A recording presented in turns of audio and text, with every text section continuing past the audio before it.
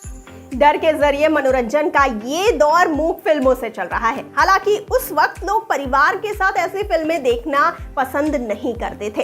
ऐसे में जिन फिल्मों को हॉरर कहा जाता था, असल में वो हॉरर तो नहीं बल्कि थ्रिलर फिल्में होती थी। 1920 में जब मूक फिल्में बनती थी तब धार्मिक फिल्में ही हॉरर फिल्मों की गिनती में आती थी, जिनमें नेगेटिव किरदारों के जरिए डर पैदा होता था। तो 1917 में रिलीज हुई दादा साहेब फाल्के की फिल्म लंका दहन और 1924 में आई काला नाग नामक फिल्म को हॉरर फिल्मों की श्रेणी में रखा जा सकता है।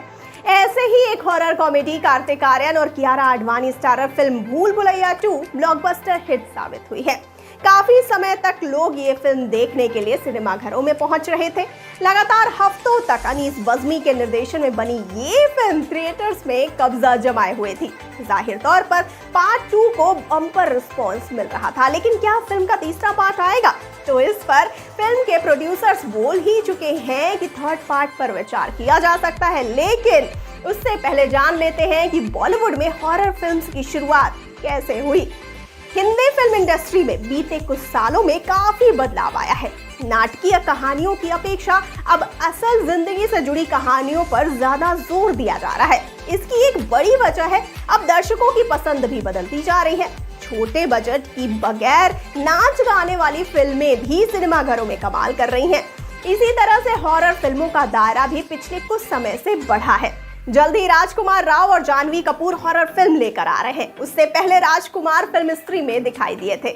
वहीं अक्षय कुमार की लक्ष्मी भी डरावनी फिल्मों की श्रेणी में आती है। विकी कौशल की भूत और अनुष्का शर्मा की परी भी इसी लिस्ट में शामिल है। हॉरर फिल्मों की बात हो और रामसे ब्रदर्स का जिक्र ना हो तो ऐसा कैसे हो सकता है? 70 के दशक में जब कई अभिनेता अपने एक्शन से नाम कमा रहे थे, वहीं रामसे ब्रदर्स की भूतिया फिल्में दर्शकों को सिनेमाघरों तक खींचने में पीछे नहीं थी। उन्होंने 2 गज जमीन के नीचे, दरवाजा, पुराना मंदिर, तहखाना, बंद दरवाजा, वीराना और पुरानी हवेली सहित कई डरावनी फिल्में बनाई। उस दौर में लोग रामसे ब्रदर्स के नाम पर सिनेमाघरों में जाते थे। फिल्म की कहानी उन्हें सीट से बांधे रखती थी। जाहिर है एक वक्त के बाद दर्शक भी हॉरर से उबने वाले थे। ये बात रामसे ब्रदर्स को समझ आ गई थी। ऐसे में उन्होंने हॉरर फिल्मों में कामुकता को मिला दिया, जो कि आने वाले कई सालों के लिए हिट देने का फॉर्मूला साबित हुआ। रामसे ब्रदर्स को देखकर बोहरा ब्रदर्स और अन्य निर्माताओं ने ऐसी फिल्में बनाई तो जरूर, लेकिन वो इस कदर सफल नहीं हो सके। इस दौर की फिल्में अपने मेलोडियस गानों के लिए जानी जाती है। सिनेमा में कई बदलाव देखने को मिले और हॉरर फिल्में बनना कम हो गई थी। जो हॉरर फिल्में बनती भी थी वो बी ग्रेड दर्जे की होती थी। हालांकि कुछ एक अच्छे प्रयास भी देखने को मिले। सन 1992 में राम गोपाल वर्मा ने अभिनेत्री रेवती के साथ फिल्म रात बनाई। इसकी कहानी हॉरर के इर्द गिर्द रही और रामू अपनी कहानी से भटके नहीं। फिल्म रात को राम गोपाल वर्मा ने थ्रिलर के रूप में प्रचार किया और उनकी ये कोशिश कामयाब भी हुई।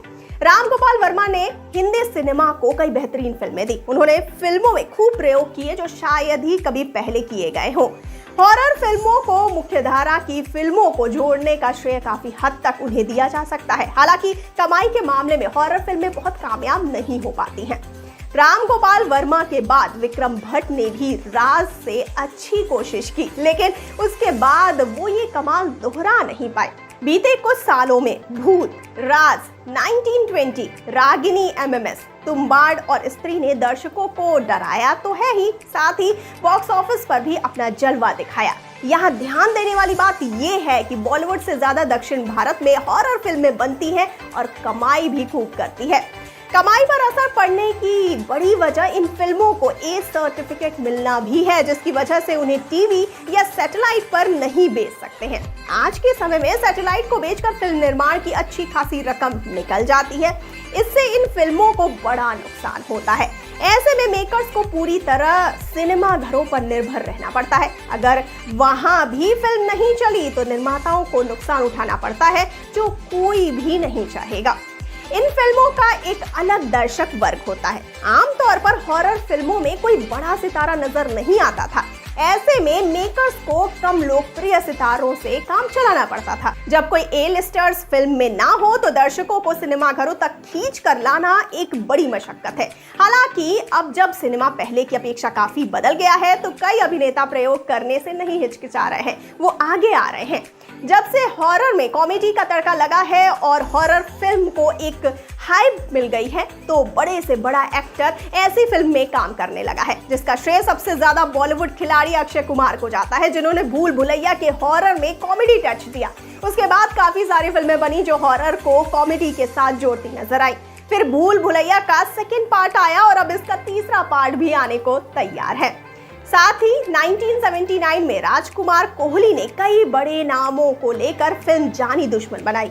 इसमें संजीव कुमार, शत्रुघ्न सिन्हा, सुनील दत्त, रेखा, रीना रॉय और नीतू सिंह सहित अन्य कलाकार शामिल रहे। फिल्म हिट भी थी, जिसके बाद बड़े स्टार्स भी हॉरर फिल्में करने लगे। इसी तरह रामगोपाल वर्मा की फिल्म भूत है, जिसमें अजय देवगन, रेखा, तनुजा, उर्मिला मातोंडकर और नाना पाटेकर हैं। इस फिल्म को भी दर्शकों ने खूब पसंद किया। अब जब वक्त बदल गया है तो टीवी और सिनेमा का काफी स्पेस ओटीटी लेता जा रहा है, जहां हॉरर फिल्में देखने को मिल रही हैं। सिनेमा की तरह सेंसरशिप नहीं होने की वजह से आने वाले वक्त में और भी हॉरर फिल्में और वेब सीरीज की संख्या में बढ़ोतरी होगी। तो आपको क्या लगता है, क्या भूल भुलैया 3 में हमें कोई बहुत बड़ा स्टार देखने को मिल सकता है? अपनी राय हमें बताइए कमेंट सेक्शन में और जाते जाते इस वाले वीडियो को कर दीजिए लाइक और शेयर और चैनल को सब्सक्राइब करना बिल्कुल ना भूलिए और मुझे यानी श्रुति को दीजिए इजाजत। नमस्कार।